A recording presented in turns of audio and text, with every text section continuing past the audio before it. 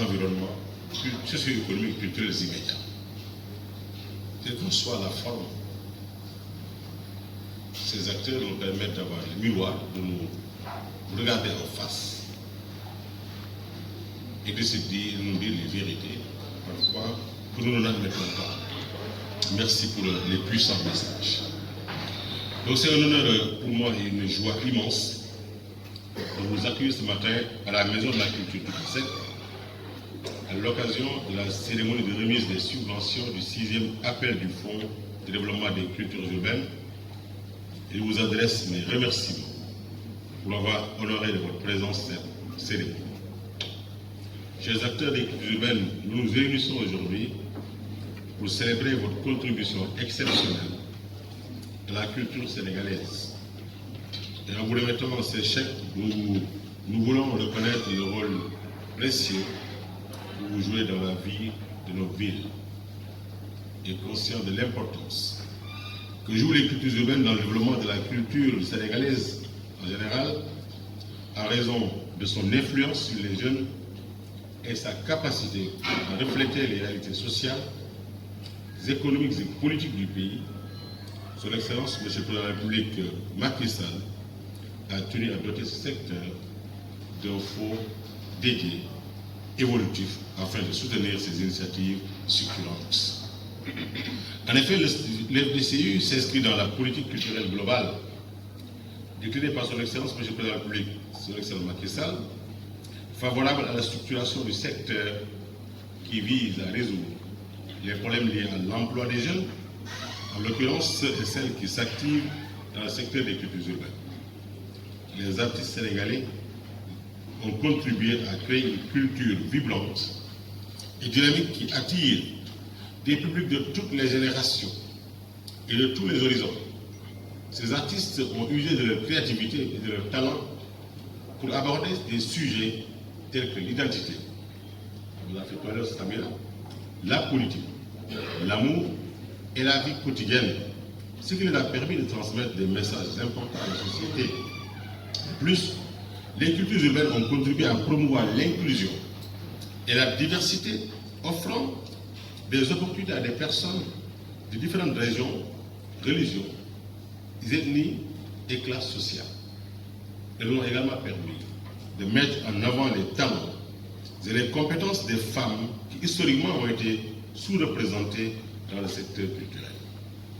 Permettez-moi, avant de poursuivre, d'évoquer ici quelques statistiques de ce fonds, qui depuis sa mise en place entre 2017 jusqu'en 2022 et 2022 a permis de financer en moyenne 116 projets par an. Et sur cette période, le nombre de projets financés a connu une croissance d'au moins 33% tous les ans. L'analyse détaillée du nombre de projets reçus permet de relever une augmentation de plus de 101 projets reçus entre 2019 et 2020, de plus de 143 projets reçus entre 2020 et 2021 et de plus de 190 projets reçus entre 2021 et 2022. Ces chiffres témoignent du dynamisme des acteurs du sous-secteur des cultures urbaines, notamment dans la région de Dakar, qui concentre à elle seule 57% des projets reçus, dont 54% financés en 2022. Notons également que les bénéficiaires, même qui parfois le sont et sont rattachés à Dakar, nous viennent des régions de l'intérieur du pays. Moi-même, pour me comptabiliser, à Dakar dans bien des choses, mais je suis de cœur pâté, je suis villageois, je ne suis pas urbain. Mais je vis à Dakar, j'ai étudié et j'y travaille. Ils sont nombreux comme ça aussi, des Saloum, des Casamance, des Djolof, mais qui sont dans le monde des cultures urbaines, de bons rappeurs à Dakar, qu'on comptabilise à Dakar, mais qui sont bien évidemment d'ailleurs. Nous avons cependant constaté que depuis 2 ans, certaines régions sortent du lot et voient le nombre de candidatures évoluer du simple au triple. J'étais impressionné par ce que j'ai noté comme personne à Tambacounda. Je ne m'imaginais même pas qu'il y ait une possibilité de cette forme d'organisation des cultures urbaines dans cette localité très éloignée de Dakar. comme ailleurs d'ailleurs. Et en outre, plus les années passent, plus le fonds est convoité et plus la qualité des dossiers s'améliore, augmentant ainsi le nombre de projets reçus, rendant la sélection plus ardue. Ce n'est pas pour rien que j'ai tenu à organiser cette cérémonie publiquement et pour la première fois procéder à une remise de chèques publics et de manière collective. C'est aussi une façon de sensibiliser les uns et les autres et également de montrer que les FDCI sont une maison de père. Tout y est fait de la manière la plus dynamique, la plus équitable et la plus transparente. En outre, plus les années passent, plus le fonds est convoité et plus la qualité des dossiers s'améliore, augmentant, comme je l'ai dit tout à l'heure, le nombre de projets reçus, rendant la sélection plus ardue, plus difficile. C'est-à-dire, c'est à ce titre d'ailleurs que le 6e appel à projet du FDCI a enregistré le dépôt de 533 projets et a permis de retenir pour subvention, après délibération des membres du comité du fonds, 165 bénéficiaires pour un montant global de 85 500 000 francs. Je vais aujourd'hui procéder à la remise de chèques d'un montant global de 90 500 000 francs CFA à 29 bénéficiaires qui ont justifié la réalisation de leur projet par un dépôt du rapport narratif et financier. Je vais ajouter une chose. La particularité des fonds du secteur des cultures urbaines, c'est que, en plus d'un fonds qui vous est dédié, vous bénéficiez de tous les autres fonds du ministère. Cette semaine même, sur la base d'autres leviers du ministère, nous avons accompagné beaucoup d'acteurs de culture urbaine. Parce que pour moi, ce n'est pas exclusif. Ce n'est pas aussi restrictif par rapport aux autres fonds. Je vous donne un exemple très simple. Dans mes tournées à l'intérieur, je vois une prestation d'un jeune rappeur, mais qui mobilise des milliers de jeunes en transe, qui est plutôt connu dans une région, mais son impact sur la jeunesse est puissant. Le rendre heureux, c'est rendre heureux à toute cette jeunesse-là. Moi, je n'attends pas qu'on me demande l'audience. Je dis, amenez-le-moi.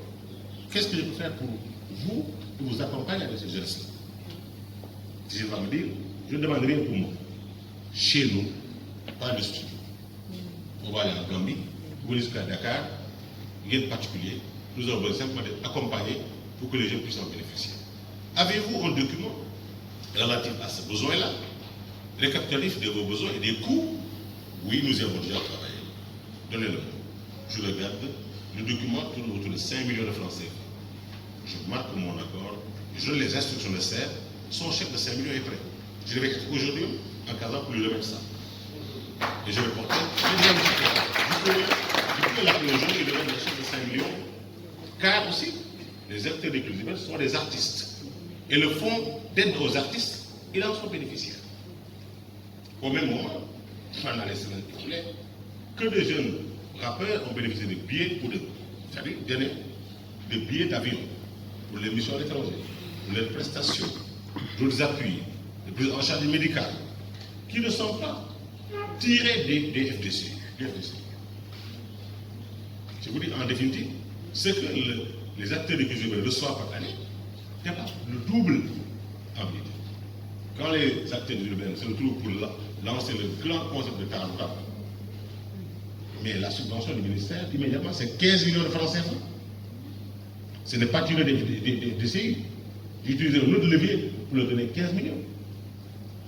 Ça fait 3 jours, quand je reçois les jeunes dames des cultures urbaines qui ont fait une résidence artistique, qui doivent aller en France pour le suivre tout cela, entre autres missions, les billets d'avion et tout, immédiatement, des mécanismes sont pris et j'ai fait appel à des mécènes de la culture immédiatement dans mon bureau.